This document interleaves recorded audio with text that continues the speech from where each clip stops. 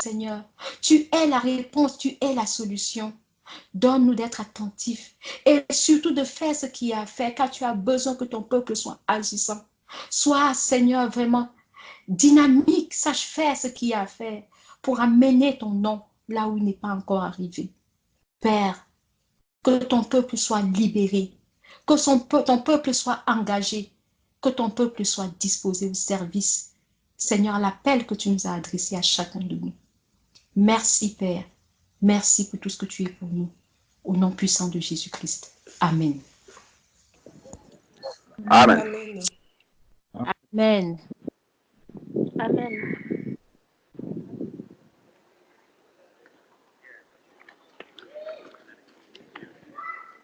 Exode chapitre 2.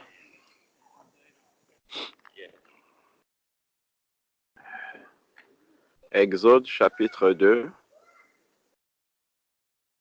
à partir du verset 11.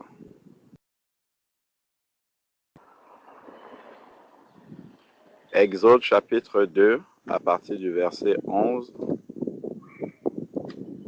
En ce temps-là, Moïse, devenu grand, se rendit vers ses frères et fut témoin de leurs pénibles travaux. Il vit un Égyptien qui frappait un Hébreu d'entre ses frères. Il regarda de côté et d'autre, et voyant qu'il n'y avait personne, il tua l'Égyptien et le cacha dans le sable. Donc voilà Moïse qui habitait encore la maison, le palais de Pharaon, qui se rend auprès de ses frères et est touché par une scène où il voit un Hébreu, c'est-à-dire un esclave, qui est maltraité par un Égyptien, et Moïse est touché dans son cœur pour rétablir la justice.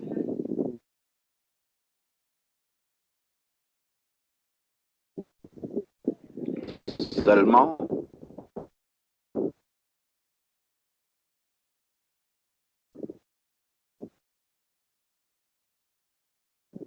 le moyen déjà qu'il va utiliser est celui de... Ensuite, il sort et voici deux Hébreux se querellaient. Il dit à celui qui avait tort, « Pourquoi frappes-tu ton prochain ?» Et cet homme répondit, « Qui t'a établi chef et juge sur nous? Penses-tu me tuer comme tu as tué l'Égyptien? » Moïse eut peur et dit, « Certainement, la chose est connue. » Ici, en fait, nous pouvons voir comment Moïse, bien qu'étant touché dans son cœur pour pouvoir apporter la justice aux Hébreux, pour pouvoir délivrer même les Hébreux, parce qu'il avait ça dans son cœur, déjà, il va procéder par le meurtre, première chose. Et lorsque nous méditons un peu profondément, nous comprenons que Moïse habitait encore chez Pharaon. Donc, Pharaon qui est l'image du diable. Donc, Moïse composait encore avec le diable. Moïse était encore nourri par le diable. Moïse avait encore un compromis avec le diable dans sa vie, bien que dans son cœur il était animé de bonnes dispositions pour apporter la justice auprès de ses frères, mais il habitait encore chez le diable. Il avait encore le diable dans sa vie. Pharaon, il était encore nourri par le diable. Donc, la méthode déjà qu'il a utilisée ne pouvait pas être inspirée de Dieu, mais du diable, parce qu'il composait avec le diable.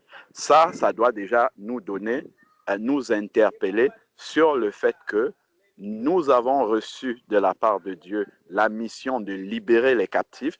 Nous avons reçu de la part de Dieu d'aller parler à ceux qui ne le connaissent pas, mais si nous composons encore avec le diable, si nous avons encore des compromis avec le diable, si nous sommes encore nourris par le diable, si nous avons encore le diable d'une manière quelconque, nous sommes encore en partenariat avec lui, les méthodes qu'on peut utiliser, l'approche qu'on va avoir, il y aura aussi une mainmise du malin là-dedans.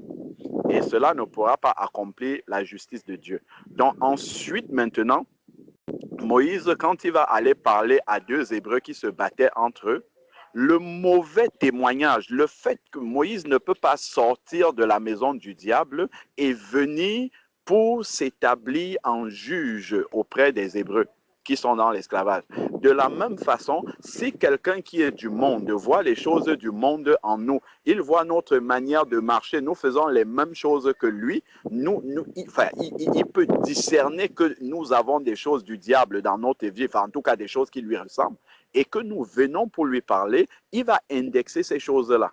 Comme les Hébreux ici, l'Hébreu a indexé dans la vie de Moïse quelque chose qui appartenait au diable. Le fait qu'il ait tué, la méthode du diable, parce qu'il habitait encore chez Pharaon. Donc, il ne pouvait pas sortir de cet endroit-là pour venir, apporter quoi que ce soit qui soit de la lumière aux Hébreux, alors que lui-même, il habite là où il y a les ténèbres. Donc ça, c'est déjà très instructif pour nous qui avons reçu cette même mission que Moïse d'aller libérer les captifs, ou bien qui avons à cœur d'aller libérer les captifs. Ensuite, maintenant, verset 15, Pharaon a pris ce qui s'était passé, lui, le diable, et cherchait à faire mourir Moïse. Mais Moïse s'enfuit de devant Pharaon et se retira dans le pays de Madian, où il s'arrêta près d'un puits. Donc là, en fait, pour que Moïse puisse vraiment entrer dans se mettre dans une disposition où Dieu pouvait lui donner vraiment cette mission d'aller libérer les captifs, il fallait qu'il sorte de chez le diable. Il fallait qu'il se sépare du diable. Il fallait qu'il laisse le diable loin derrière lui et qu'il sorte de là. Et c'est maintenant de l'extérieur de chez le diable que Dieu va l'envoyer maintenant pour aller libérer les personnes qui sont encore dans l'esclavage du diable. Nous ne pouvons pas être entrelacés et composés avec le diable, et Dieu nous envoie pour aller démêler des choses dans le royaume du diable, aller libérer les captifs, alors que nous-mêmes, nous sommes en fait membres, ou bien en tout cas nous composons avec le diable. Donc il fallait que Moïse sorte. Ça, c'est l'image de la nouvelle naissance. Il fallait que lui-même se sépare d'abord du diable. Il fallait qu'il coupe les ponts avec tout ce qui concerne le diable. Et donc Moïse a dû couper les ponts totalement avec Pharaon en sortant justement du pays d'Égypte et en s'en allant ailleurs. Donc, on connaît la suite de l'histoire. Si nous prenons maintenant le chapitre 3, donc on va survoler comme ça l'histoire de Moïse parce qu'elle est très instructive pour nous. Chapitre 3 à partir du verset 1. Donc, Moïse est né de nouveau en sortant, en se séparant de ce Pharaon. Donc maintenant, Dieu va, le conduire dans une formation. C'est ce que nous voyons à partir du verset 1 du chapitre 3. Moïse faisait paître le troupeau de Jéthro, son beau-père, sacrificateur de Madian, et il mena le troupeau dans le désert. Donc, Dieu l'amène dans le désert. On voit que les enfants de Dieu, avant d'être utilisés véritablement par le Seigneur, il faut passer par le creux du désert. Comme Jésus est passé par le désert, comme après les Israélites ont passé par le désert, et ainsi de suite. Donc, l'enfant de Dieu, pour être véritablement utilisé, le désert est toujours présent. Les épreuves, pour pouvoir vraiment expérimenter, pouvoir expérimenter la foi dans le Seigneur. Donc, le désert est nécessaire. Donc, ensuite, maintenant, et il vint, on comprend bien que derrière, ce sont les épreuves, là où Dieu travaille notre foi, et ensuite, il nous envoie. Et vint à la montagne de Dieu à Horeb. Voilà Moïse, donc, qui est dans ce cheminement-là, l'Égypte est un peu loin derrière lui maintenant, l'ange de l'Éternel lui apparut dans une flamme. Donc Dieu vient se manifester à Moïse. Dieu vient pour l'interpeller, Dieu vient pour l'appeler. Donc l'ange de l'Éternel lui apparut dans une flamme de feu au milieu d'un buisson. Moïse regarda et voici le buisson était tout en feu et le buisson ne se consumait point. Donc, dans le désert, lorsque nous sommes vraiment dans ce moment-là de concentration autour du Seigneur, nos oreilles spirituelles sont attentives pour discerner quand Dieu attire notre attention sur quelque chose. Mais si nous sommes dans la distraction, si nous sommes, comment dire, occupés à tant de choses, en fait, Moïse n'aurait pas discerné, il n'aurait pas prêté attention à ce buisson qui brûlait et ne se consumait pas. Donc Dieu nous parle beaucoup, Dieu nous montre des choses, mais pour que nous puissions être utilisés efficacement par Dieu, il faudrait que nous soyons attentifs. Et pour être attentif, il ne faut pas être dans la distraction. Moïse était dans le désert et il n'était pas dans la paresse. Il était engagé déjà à faire quelque chose. Il s'occupait du troupeau. Donc il avait commencé à faire quelque chose. Et là, Dieu vient maintenant pour... Donc, le troupeau dont il s'occupait ici, c'est déjà l'image du peuple hébreu dont il va s'occuper plus tard. Donc, il y a déjà ce symbole-là. Et Dieu va maintenant amener tout ce qu'il a commencé à faire à la réalité. C'est très important de réaliser que c'est Moïse qui a observé. Il a pu discerner que Dieu, il a pu discerner qu'il y avait quelque chose. Ce qui est important. Attention pour nous à la distraction. Quand Dieu met beaucoup de choses pour attirer notre attention dans une direction, mais bien souvent, on peut être distrait. Nous sommes souvent distraits. Et là, Moïse, lui, il était dans le désert et il a donc pu voir cela. Donc ensuite, maintenant, regardons maintenant ce que Moïse va dire. Verset 3. Exode 3, 3. Moïse dit, je veux me détourner pour voir quelle est cette grande vision et pourquoi le buisson ne se consume pas. Donc il a été attiré et il ne s'est pas limité juste à regarder. Le cœur de Moïse a battu pour aller voir. Donc le Seigneur, vraiment, il va utiliser celui qui est disponible pour aller au bout des choses. Ce n'est pas juste j'ai eu une vision comme ça et puis bon, ok, je jette ça dans les oubliettes. Ou bien Dieu a attiré mon attention sur quelque chose. Je viens aujourd'hui, je témoigne. Ah, Dieu a attiré mon attention sur ça. Et puis demain, je suis déjà passé à autre chose. Non, Dieu aime des personnes qui vont jusqu'au fond des choses. Ce sont ces personnes-là que Dieu utilise. Il n'utilise pas des personnes superficielles.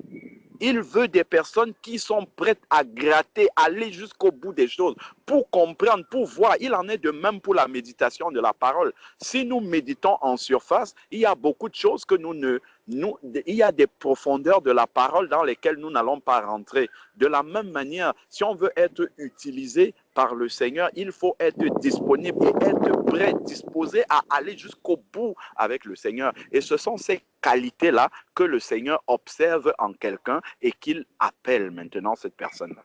Donc c'est important. Voilà, Moïse va se retourner maintenant et il dit, je veux me détourner. Donc, oublier ce qui est en arrière et me tourner maintenant vers cette chose que Dieu m'a montrée. Donc, il y a un renoncement dans ce détour-là pour me tourner, pour voir quelle est cette grande vision et pourquoi le buisson ne se consume pas. Verset 4 maintenant, l'Éternel vit. Donc, on voit, premier, qu'est-ce qui se passe? L'Éternel attire l'attention de Moïse et il le laisse. Il le laisse. Moïse, maintenant, n'est pas distrait et voit. Et Moïse ne voit pas et passe à autre chose. Il voit et s'arrête. Il voit et s'interroge sur ce qu'il est en train de voir. C'est comme quelqu'un, Dieu lui montre quelque chose et il entre dans la prière pour demander au Seigneur, Seigneur, qu'est-ce que tu m'as montré? Qu'est-ce que tu attends de moi par rapport à ce que je vois là? Il n'est pas superficiel. Et maintenant que Dieu a vu cette attitude-là, Dieu va maintenant se Dieu vit qu'il se détournait pour voir et Dieu l'appela. Donc Moïse a dû faire quelque chose. Moïse a montré au Seigneur qu'il était, comment dire, qu'il était disposé, qu'il pouvait s'arrêter même sur les troupeaux, le troupeau dont il était en train de paître pour aller s'intéresser à la vision que le Seigneur était en train de lui montrer. Et là, Dieu vient maintenant. Dieu vit qu'il se détournait et Dieu l'appela du milieu du buisson et dit, Moïse. Il répondit, me voici. Donc, Dieu vient maintenant lorsqu'il a trouvé quelqu'un qui est disposé. Dieu dit, ne t'approche pas d'ici, ôte tes souliers, car ce lieu sur lequel tu te tiens est une terre sainte. Moïse sortait de chez Pharaon, n'oublions pas, il sortait de chez le diable. Donc, pour entrer dans la mission avec le Seigneur, Dieu lui révèle d'abord sa sainteté. Dieu lui révèle, je suis un Dieu saint, enlève tes souliers. Donc, ce qui vient de chez Pharaon, laisse ça derrière d'abord. Enlève tes souliers parce qu'avec moi, on ne travaille pas comme ça dans, comment dire, Dieu lui montrait dès le départ que c'est dans la sainteté que je vais travailler avec toi. Enlève tes souliers. Donc, ça, Dieu lui révèle déjà une autre dimension. Donc, ensuite, maintenant, enlève tes souliers, car la terre où tu te tiens est une terre sainte.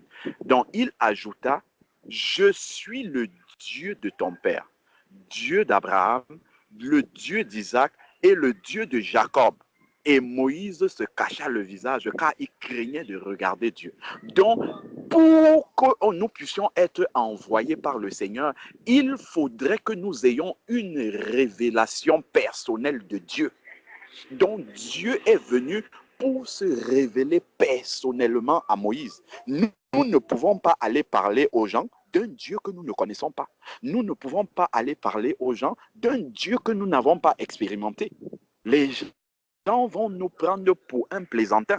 Nous ne pouvons, c'est d'ailleurs pour ça que beaucoup d'entre nous, en tout cas beaucoup d'enfants, on n'évangélise pas. Pourquoi? Parce que nous n'expérimentons pas Dieu véritablement d'une manière quotidienne. Nous avons des formules qui sont toutes faites dans notre bouche, mais on ne réalise pas d'une manière sincère dans notre cœur, parce que nous ne marchons pas véritablement avec le Seigneur, avec les deux pieds, que notre vie véritablement est comment dire, est autour du Seigneur. On a seulement donné une place à Dieu dans notre vie. Ce n'est pas que Dieu a occupé toute notre vie et c'est lui qui nous donne une place.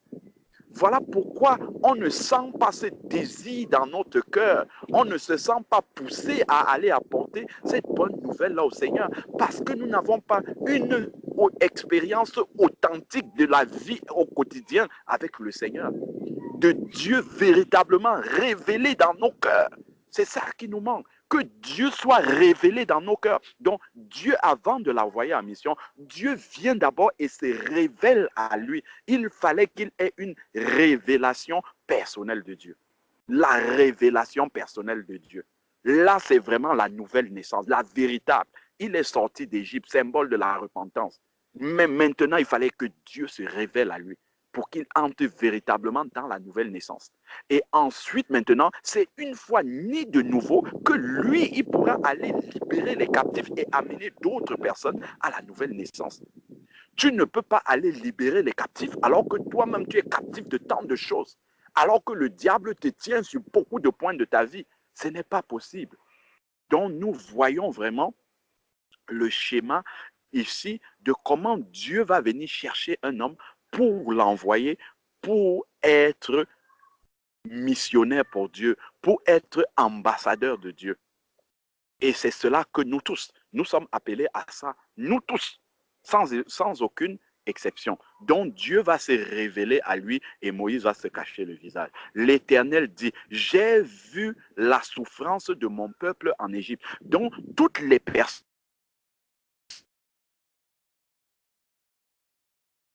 qui sont comme nos familles, que ce soit nos collègues de service ou nos camarades de classe, ce n'est plus de ces gens-là. Dieu les aime plus que nous.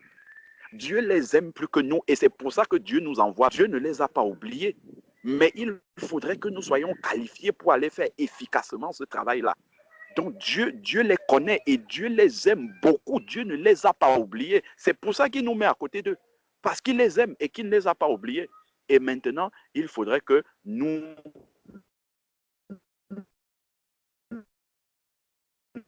puissions être près de ces personnes-là. Donc, l'Éternel a vu la souffrance de son peuple et j'ai entendu les cris. J'ai entendu les cris que lui font pousser l'oppresseur. Il a vu qu'ils étaient, comment dire, sous l'oppression du diable, à savoir Pharaon, car je connais ses douleurs et je suis descendu pour le délivrer de la main des Égyptiens. Dieu dit qu'il est descendu. Mais est-ce que Dieu va aller physiquement pour le faire? Non. Il a besoin d'un posé pour aller le faire. Et lui, il va venir avec cet homme-là. C'est la même chose que Jésus a dit. Il dit dans Matthieu 28, allez et faites de toutes les nations des disciples.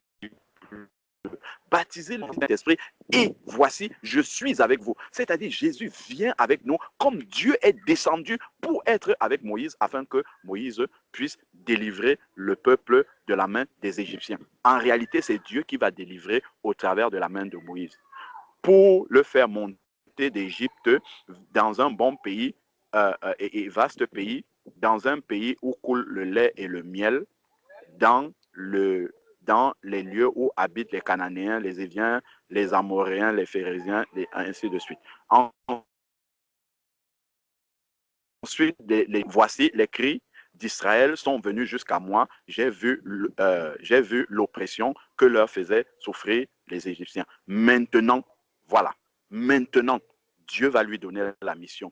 Dieu s'est révélé à lui. Dieu a vu la disposition de cœur de Moïse. Moïse s'est tourné d'abord parce qu'il était attentif, il était sensible aux choses de Dieu et Dieu va l'envoyer maintenant. Maintenant, va, je t'enverrai auprès de Pharaon et tu feras sortir d'Égypte mon peuple. Pourtant, Dieu a dit que je suis descendu pour délivrer. Mais maintenant, il lui dit, c'est toi qui vas partir. Donc, en réalité, c'est lui, c'est Dieu qui va partir au travers de Moïse. Comme Jésus part continuer la mission au travers de nous. C'est exactement pareil. Donc, Moïse dit à Dieu, qui suis-je pour aller vers Pharaon? Effectivement, nous ne sommes rien. En tant que nous-mêmes là, nous ne sommes rien du tout. Mais c'est en Jésus que nous devenons tout. Très important. Donc, si nous regardons à nous-mêmes, nous n'allons pouvoir rien faire. Il faut d'abord s'être séparé du diable et de tout ce qui peut toucher dans notre vie et ensuite, maintenant, disposer notre cœur. Donc, ensuite, maintenant, je serai avec, dans verset 11, Moïse dit, qui suis-je pour aller vers Pharaon pour faire sortir d'Égypte les enfants d'Israël? Dieu dit, je serai avec toi, comme Jésus a dit, et voici, je suis avec vous tous les jours jusqu'à la fin du monde. Donc, et ceci sera pour toi le signe que c'est moi qui t'envoie quand tu vas faire sortir le peuple, vous servirez Dieu sur cette montagne. Donc, Dieu lui dit, il y aura un signe que c'est vraiment lui qui l'a envoyé. Ensuite, Moïse va demander maintenant au verset 13. Moïse dit à Dieu, j'irai donc vers les enfants d'Israël et je leur dirai que le Dieu de leur père m'envoie vers vous. Mais s'ils me demandent quel est son nom, que leur répondrai-je? Donc, Moïse avait besoin d'avoir encore davantage. On voit vraiment quelqu'un qui a le cœur pour être utilisé par Dieu. Il va demander encore davantage de connaître ce Dieu. C'est très important. On ne peut pas être envoyé par Dieu et aller faire efficacement le travail de Dieu sans connaître Dieu, sans le connaître véritablement. Sinon, on va aller raconter des généalogies aux gens. On va aller dire des choses que nous ne connaissons pas, que nous n'expérimentons pas. Donc Moïse va creuser encore pour connaître, pour expérimenter ce Dieu-là véritablement, afin de pouvoir parler de lui, afin de pouvoir le représenter d'une manière digne. Et c'est ça que nous devons chercher aussi.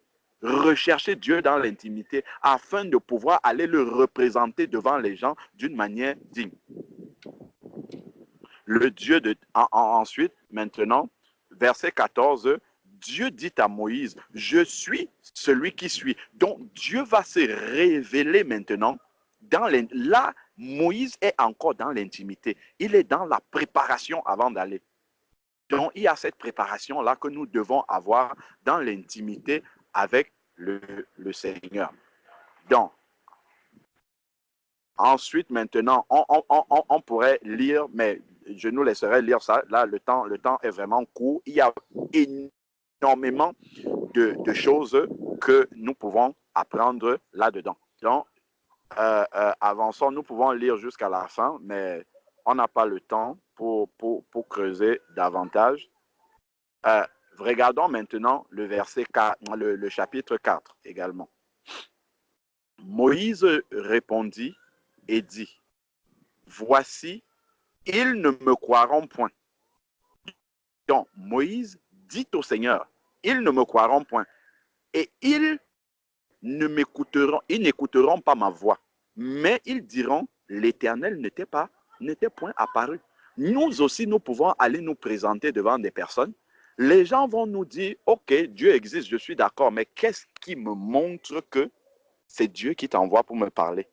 Il faut que ces personnes-là aient des signes. Certains vont nous demander, mais qu'est-ce qui me prouve que c'est Dieu qui t'envoie vers moi? Déjà, si nous vivons avec ces personnes, si ces personnes-là nous voient vivre, elles doivent voir le témoignage de Dieu en nous. C'est le premier signe. Dieu avait dit à Moïse, ôte tes pieds, ôte tes souliers, car cette terre est sainte. Il doit voir la sainteté de Dieu en nous. Ensuite, maintenant, l'Éternel dit, qu'as-tu dans ta main? Il répondit, une verge. L'Éternel dit, jette-la par terre. Il la jeta par terre et elle devint un serpent. Moïse fuyait devant lui. L'Éternel dit à Moïse, étends ta main, saisis-le par la queue. Il étendit la main et saisit le serpent et il redevint sa verge. L'Éternel a dit, Jésus a dit, voici les miracles, Matthieu 16, verset 17, voici les miracles qui accompagneront ceux qui auront cru. Voici les signes dans d'autres versions. Donc Dieu envoie Moïse et il lui donne des signes. Jésus envoie les siens que nous sommes et il donne des signes. En mon nom, ils chasseront les démons. Voilà un signe. Ils parleront de nouvelles langues, parler en langue, chasser les démons. Tout ça, ce sont des signes que Dieu a donnés pour aller délivrer les captifs. Si nous regardons Marc chapitre 16, verset 15, Jésus va dire, allez et prêchez, allez annoncer à toutes les nations.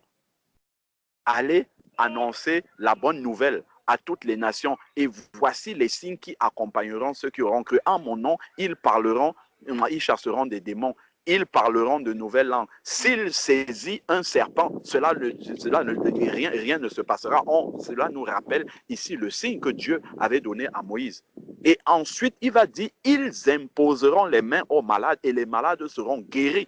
Donc, depuis les temps, depuis le premier que le Seigneur a envoyé pour aller délivrer les captifs, il a toujours donné des signes qui accompagnent cela.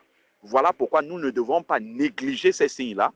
Nous ne devons pas négliger de chasser les démons. Nous ne devons pas négliger, et c'est le travail de tout le monde, ce n'est pas de certains. Nous ne devons pas négliger de parler en langue, de demander à Dieu de nous baptiser dans le Saint-Esprit, parce que cela est utile. Nous ne devons pas négliger d'imposer les mains aux malades pour que les malades soient guéris. Ce sont des signes que Dieu donne, comme Dieu a donné les signes à Moïse. Si nous négligeons ces signes-là, nous partons sans être équipés. Nous partons sans l'équipement. Moïse a compris qu'il ne pouvait pas partir comme ça. Il fallait qu'il soit revêtu. Il fallait qu'il soit équipé. Il fallait qu'il ait les signes qui accompagnent celui qui est mandaté par Dieu. Donc voilà pourquoi nous devons nous asseoir devant le Seigneur encore. Le Seigneur nous a donné ces signes. Ce n'est pas qu'il va nous donner. C'est pour que nous soyons conscients. Ce qu'il a fait avec Moïse, il a fait aussi. Jésus l'a fait avec nous. Voici Luc 10, verset 19. Je vous donne le pouvoir de marcher sur les serpents, les scorpions, sur toute la puissance de l'ennemi, et rien ne pourra vous nuire. Ce sont là tous ces signes que Dieu nous a donnés. Donc, le Seigneur va encore donner un deuxième signe. Si on lit la suite, le temps passe. on lit la suite, il va lui donner un deuxième signe par rapport à la main de Moïse qui demande de rentrer dans son sein. Et ensuite, la lèpre va arriver. Ensuite, il lui dit, remets encore ta main. Et puis, la main est redevenue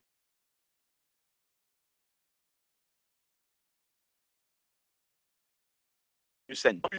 Si on lit la suite, verset 9 maintenant, verset 9, s'il ne croit pas même en ces signes, en ces deux signes, s'il ne croit pas même en ces deux signes et n'écoute pas ta voix, tu prendras de l'eau du fleuve et la répandras sur terre, et l'eau